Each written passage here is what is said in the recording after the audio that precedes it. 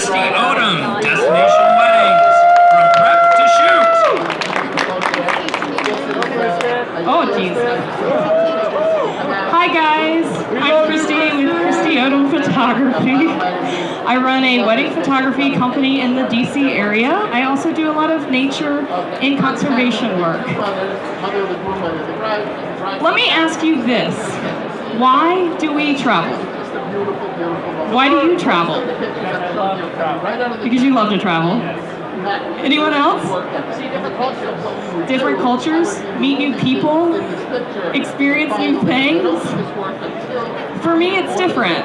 For me, I need to travel. I need a reminder of this big and beautiful world. It's so easy to get caught up in life, work, everything, that it's hard to remember. I need to feel small. The bigger the world is, the smaller I feel, and that makes me feel great. We're storytellers, and there's stories all over this amazing planet. Photography has now taken me to 6 continents, and I believe it can do the same for you guys. I'm going to start by showing a little bit of my work. It's really a hot thing. You gotta go look at it. So Brian played piano. I tried to get a shot here. Some video one like this, the shadow of the violinist in the back. And Penny to the bench. She loved it. It was the same. We did a whole series. I played this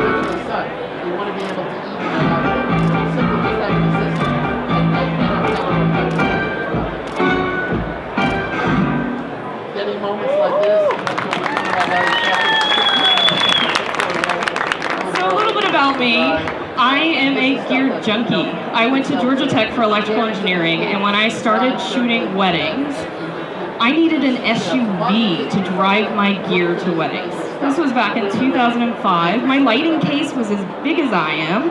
I could fit in it.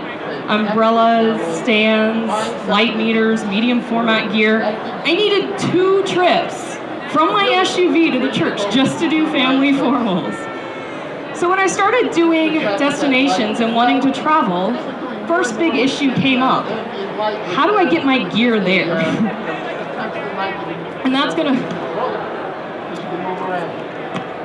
bring me through to my talking points for today. First is, how do I get my gear there? I'm gonna talk a little bit about what's in my bag, making sure your data is safe, because I don't know about you guys, but I get really scared trying to get the data back to my house after a wedding. I'm in DC, and I always worry that if I'm going to get robbed, I'm going to lose somebody's memories of their biggest day of their life. Also, talk a little bit about doing some personal work while I'm doing my destination weddings. And I'm really excited because I get to show you guys something completely new. When I got a call to do this, right before I did a shoot in New Zealand, and I think I had a great experience, and I'm sharing the images with you guys. The bride and groom have not even seen these yet, so I'm excited to share them. Not only am I a gear junkie, but I'm an adventure junkie as well. So if I'm going to be doing these things, I'm going to be having my camera. So I've hung cliff sides, I've taken my D4S underwater for shoots. I've done weddings in some very dangerous places. I've done weddings in Ethiopia, Southeast Asia, and one of the things is I never wanted to look a way that would target me for theft. So I wanted something compact and light. So I'm going to talk a little bit about what's in my bag. Going from that SUV that I had to take 2 trips with to this. This is what I travel with. Fits in the seat back in front of you, and so far nobody's ever weighed it, which makes me super happy because this is a brick. So I'm going to show you a little bit about all the stuff that is in my camera bag, and I'm going to just show right here at the front of the stage, if that's okay. So in this bag, my main camera body, my D4S, it's my workhorse. It's what I shoot 90% of all my shots with. I love this body. It's his fault. My backup body is my D750. D750 is a great backup body, but it's also a great primary body. And I know a lot of people that do shoot with just D750s. One of my favorite things is the flip screen. So when I'm doing the climbing shots and stuff, I don't have to get in as dangerous of a situation or position. But also, you know, we're in this moment where people think that they're skinnier than they are because they photograph themselves at this 45-degree up angle. It's like these selfies are making people feel like everyone's looking at them from that angle. But the great thing about this is I can actually shoot at that angle for first dances and for portraits and whatnot. So I absolutely love this. This is my slimming camera. So the D750, I do shoot, my main lens is my 35 prime, and it stays on one of my camera bodies at all time. I'm the type of person that does get really tight into the shots and into the moments. So shooting wide and shooting close is just my style of shooting. I do bring the macro around for range shots, the 105, and I have my 70 to 200. I've taken all the bells and whistles off of it just so it fits in my bag. And that's my long lens for when I'm doing ceremony or want a little bit of separation from my background. And up top, I have my 14. See? I have my 14 to 24, and this is for those wide shots of the destination weddings and the destination shoots so that I can make sure I incorporate. I do carry 3 flashes. 1 goes in here, 2 goes into my checked luggage. Oh gosh, there it is. There's my bag. I also carry a couple of other things, my cell phone, but I carry bungee cords. Bungee cords for me, such an amazing way to not have to carry a light stand around with me. I did this wedding in Thailand, and when we get there, we go out to the beach, and the bride and groom are like, our reception is here. There's like a couple of palm trees, and I'm like, great. At night, nothing to bounce off of or anything. So I have a whole bunch of bungees. I was literally climbing palm trees, bungeeing my flashes to palm trees, using a flash bender, which is a piece of gear that I learned how to use from Cliff. He was here, but he disappeared. The lighting master. If you guys ever want to learn any lighting, you got to learn from this guy. So I've got my SB910s in these palm trees, and I don't need to carry stands, so it's a great alternative. But this is my bag. I will be putting a 24 in there pretty soon because, like I said, I do like getting into the action and whatnot. I have a tripod that's in my checked luggage. I also have 2 hard drives, a ton of memory cards, extra batteries, and silicone packs. Do you guys know those packages that come in your shoes and whatnot? Your jackets when you buy them? They pull moisture, so in my bag to make sure that the moisture stays away from my camera, and I also can throw it into my housing for when I do underwater work. they were rehearsing their first dance. Same thing. Keeping your data safe. I'm a little OCD, so I have not 1, not 2, not 3, not 4, but 5 backups I do when I'm on the road. 'Cause imagine if you traveled halfway across the world, you shot somebody's wedding, and imagine losing that information. You know, when you're on the road, things are extremely vulnerable. So what I do is the cameras, every camera I shoot with records on 2 medias, and I think that this is really important. Can't stress how much you guys need to use that backup card. I actually had my first full corruption just last fall, where I lost a whole 64 gig card, ceremony, formals, everything. This was for a friend's wedding that I had done, and they would have really literally killed me. But thank God I had done backup high resolution JPEGs on everything, so I was able to actually give them all those moments. So guys, please use that backup. When I'm on the road, I don't format, so everything stays on the 2 cards it's been shot on, goes onto the computer, which is in the laptop bag, and then from that, I put it on 2 hard drives. The day after the shoot, 1 hard drive goes off me, either on my assistant, or it gets mailed back home so that it is not physically on me. And that way, if I get robbed, the data is at least en route in a different way. Another one of the drives goes into my checked luggage, and then the laptop, and then the 2 cards stay in the camera. Sometimes I will strap one of the cards around my waist if it's a particularly dangerous area. I'll put it in money belts because I am OCD. But so far I've never lost any data, and everything has come back, which is great. When I get to go to these unusual locations, I think I told you guys my need for travel, my need to be out there. I would love to be able to use photography to remind people of this crazy, amazing, beautiful world. So if I'm getting flown halfway across the world, like, what should I do? So I try to photograph an endangered animal or tag on a personal project at the end of each wedding I shoot that's in a strange location. But one thing I didn't expect was doing these personal projects has actually really helped fund me as an artist and book me weddings, book me clients. Because at the end of the day, we're trying to make emotional connections with our clients. And if you can make them fund you and believe in you as an artist, like, check this out. I went and did some photography down in Borneo. I photographed some endangered primates. This image ended up in the Natural History Museum for a year, which was pretty cool. So this was an after-wedding project that I kind of just did on my own. And yeah, it just ended up in the Smithsonian, which I thought was great. Another image that I did, I photographed a wedding in Sydney. And afterwards, I photographed the sea lions and seals up and down the coast of Australia. And I love this because it looks like the seals swimming amongst the stars. It's just the way the light was hitting underwater. This was shot with my D4S.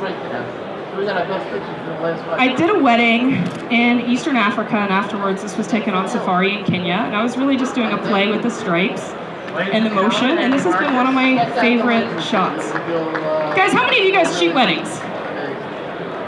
Thank you so much. Okay, great. How many of you guys are portrait shooters? Sports. As wedding photographers, what is our main goal? Like, what are we mainly doing?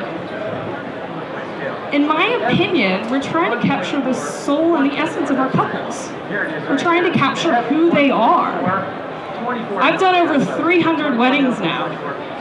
300 cake cuttings, 300 walk down the aisles. And I always said, you really know a couple after their wedding day. You know who's important to them. You know what's important to them. You know if they want to be in the limelight or if they're all about love. And, you know, you really know a couple after their wedding day. This shoot I did that I just got back from a week ago, I've literally been in the country about 10 days, I realized how wrong I was.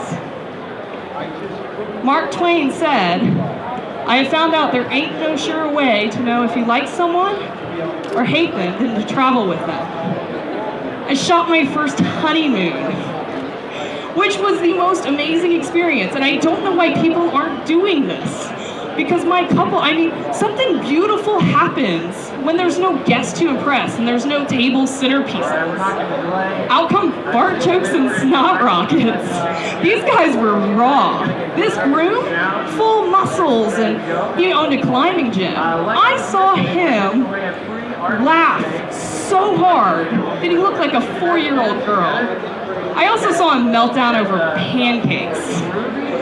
You really get to know a couple when you travel with them. And isn't that what we're trying to do as photographers? There were a lot of logistics. Like, I've never even heard of anyone shooting a honeymoon. There were a lot of logistics to make sure that my couple was comfortable. They had a 14-day honeymoon. I went for 6. So they had their 4 days of whatever they had to get out of their system and privacy before I even showed up. I also took care of myself in as many ways as possible. I had my own vehicle. I had my own tent. So if I needed to, I had my own accommodation in my bag. And I did. I camped out and I stayed as low impact and as little needy as I possibly could. I'm really excited because, like I said, my couple hasn't even seen these shots. And I want to start something. I want more people to go out there and shoot honeymoons because I would love to see what people do with this. I mean, when you think back about your memories, most of them revolve, or for me at least, most of them revolve around these moments I've had when I've been out on the road, when I've experienced nature, when I've been traveling and seeing new destinations and trips and experiences with people. This is Marissa and Phil. Marissa calls me up and she says, I'm interested in an after-wedding session in New Zealand. We're thinking about bringing our wedding attire out and getting some photos. And I just started asking her, I'm like, what is the trip? She says, oh, this is our honeymoon. And she starts telling me a little bit about it. We're going to be climbing, and I'm a vet, so I want a nature experience. And I'm going, that's the story. The photos of you guys in your wedding attire in New Zealand, that's not the story, but we can get some beautiful shots. So these are some of the shots that I took with the wedding attire. Out at the waterfall, and we had a lot of fun with it. Marissa, oh my gosh, climbers, check out her back, right? I'm sorry, I love climbers' backs. Phil owns a climbing gym, like I said, and so this is a sport called bouldering. It's climbing on boulders, and when you fall, you basically carry a mattress around, and when you fall, it's so the mattress breaks your fall and not the ground. So there's a lot of bouldering shots and climbing shots, but this is Marissa and Phil. Maybe not the shots under the waterfall, but this is them. They got matching tattoos. I didn't even see Marissa's legs until like the last day, because she always wore pants or long skirts. And they went and got their dog prints made and got matching tattoos of their actual animals. I thought that was really cute, really cool.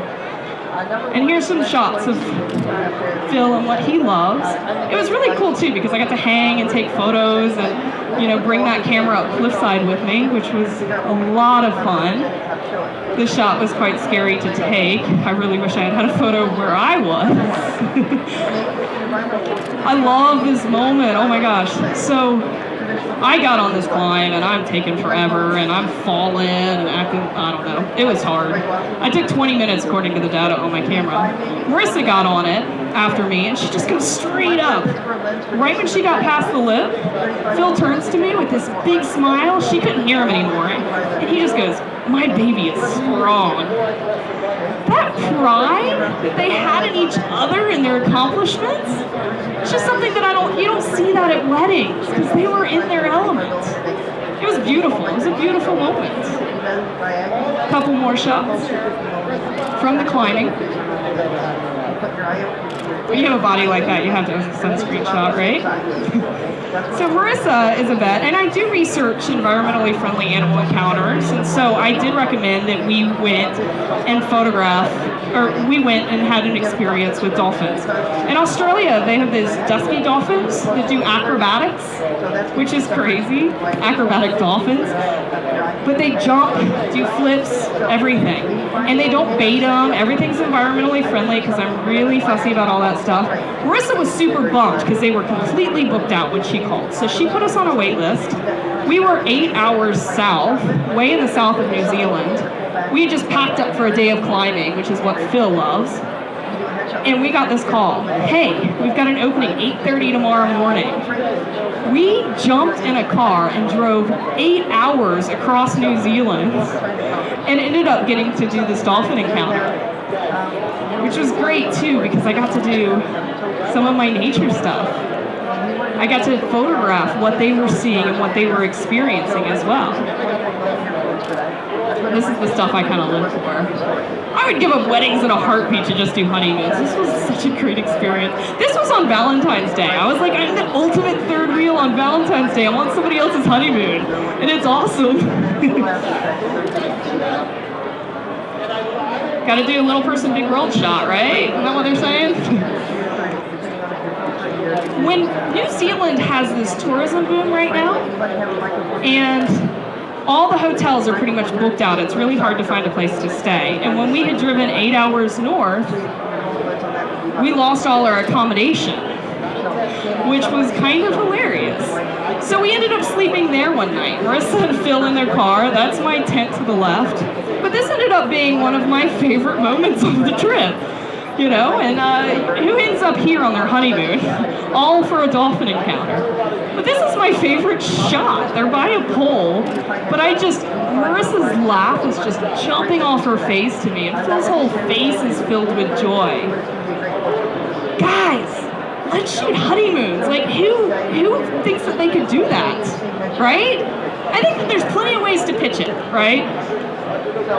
Marissa, in the last hour I was there, she pulls out a camera, and I'm like, whoa, you have a DSLR? Where did that come from? She pulls out a camera, and I look at her, and she goes, I want to make sure I get a photo of you. I'm like, oh, that's so sweet, you know?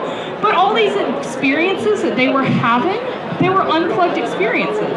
They didn't have to worry about capturing the dolphins or capturing the climbers, because I was there to do that.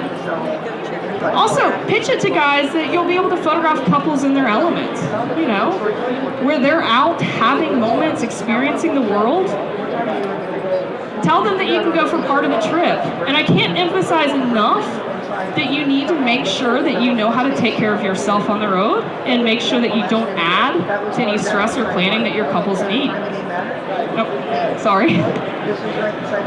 Stress that you'll have your own accommodation. For any of you guys that are interested in destinations and opening up your company for international work, I'm going to start doing adventure workshops next year in 2017. And the first thing is to build up a portfolio and show you're going international yourself. So there will be shoots that can portfolio build, marketing and everything for destinations.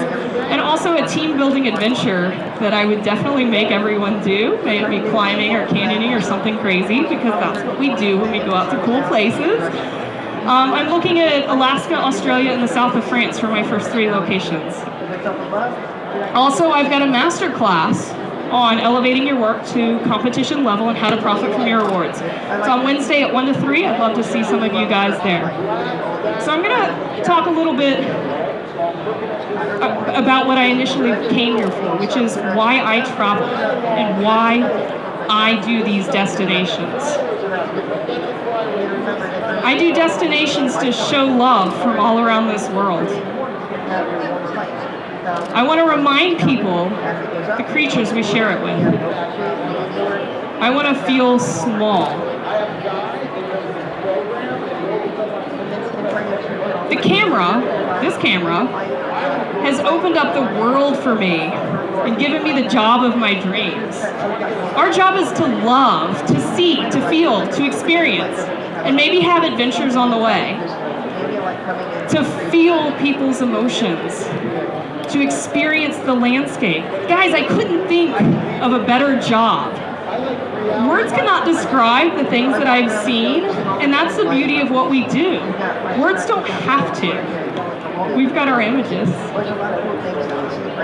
I want to thank Nikon for producing the tools that have given me the job of my dreams and opened up the world for me. I'm very grateful. Time is the most valuable thing we have. And guys, you have no idea how much I appreciate your time here today. I can't wait to hear the stories you're going to tell, and I can't wait to see what you guys are going to do. Pack your bags. Get out there. Thank you, guys.